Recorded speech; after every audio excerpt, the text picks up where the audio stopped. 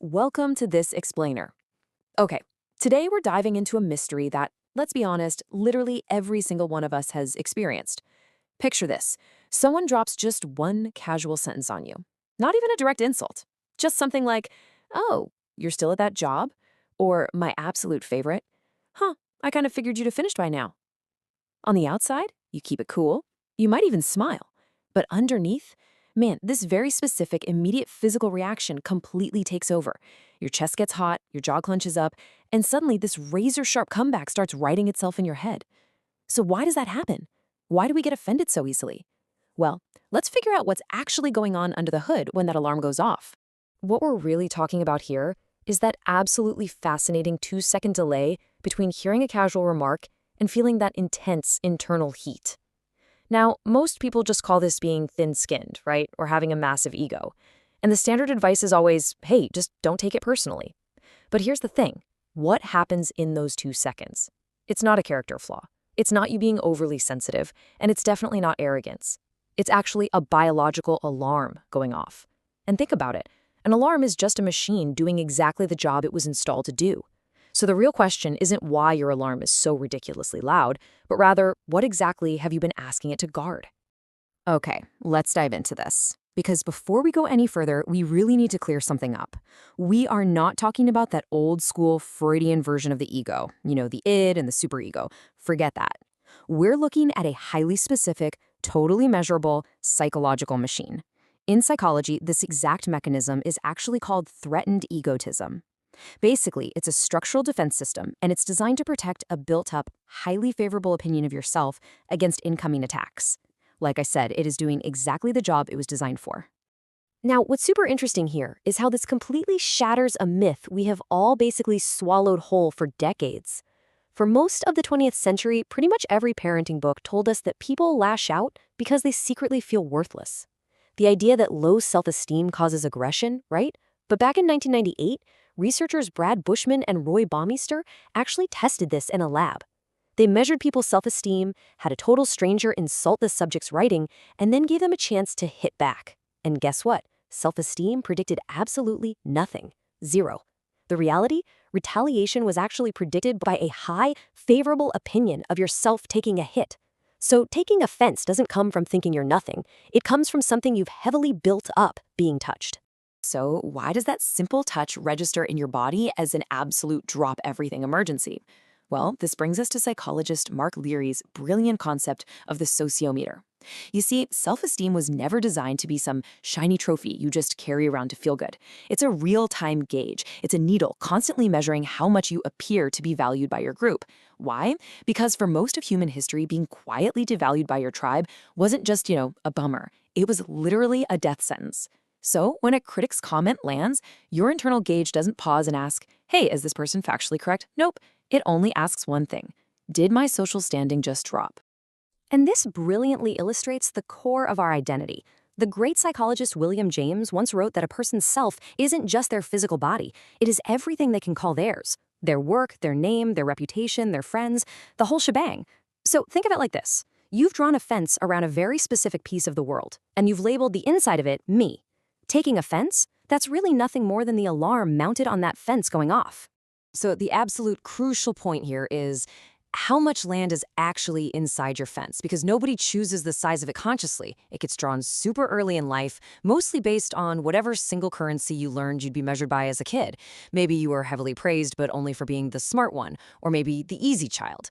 So what do? You build a small, dense, incredibly high-value plot of identity, and you throw a massive, towering wall around it.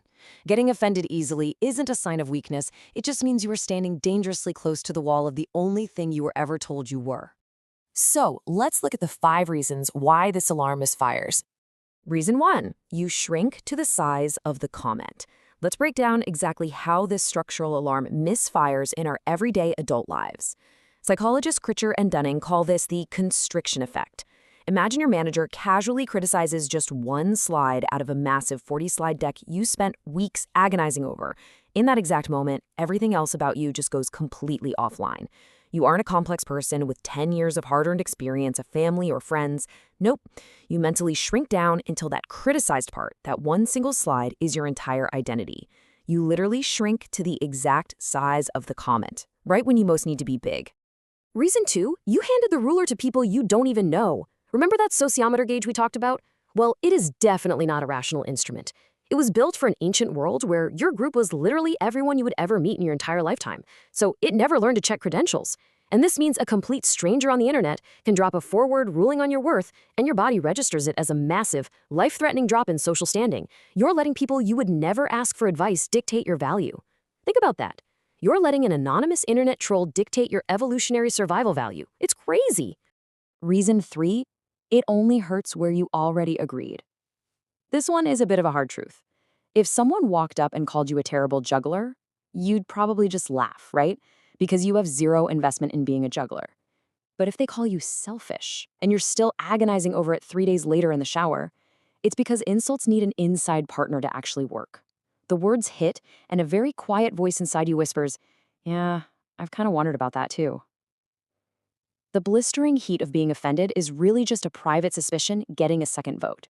Reason 4, you dress the wound up as a principle. This is where human beings get incredibly clever. Because, frankly, admitting you were hurt means admitting the hit actually landed, and that makes you look fragile. So what do? We upgrade the charge. Suddenly, it wasn't hurtful, it was disrespectful. It wasn't just a casual comment, it was a boundary crossed. Psychology calls this the hostile attribution bias. We cleverly upgrade a personal, tender hurt into a massive moral offense. And we do that so we can swing back as hard as we want and still play the good guy, completely masking our own vulnerability.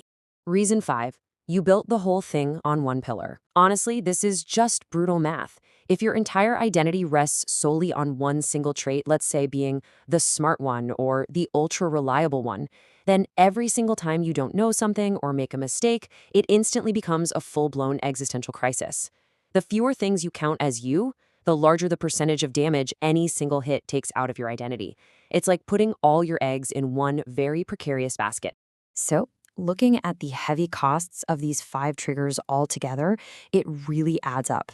When you shrink, you literally cannot evaluate feedback objectively anymore. Handing over the ruler, that means you have absolutely zero filter on input from strangers. Because it only hurts where you secretly agree, you end up spending years reading your own reactions backwards. By constantly demanding moral cover, the people closest to you quietly learn they just can't tell you the truth anymore. And having a single pillar, well, you eventually just stop doing anything you might be bad at. You built this super tight wall to protect yourself from being diminished, but ironically, it actually made you easily diminishable by literally anyone with a keyboard.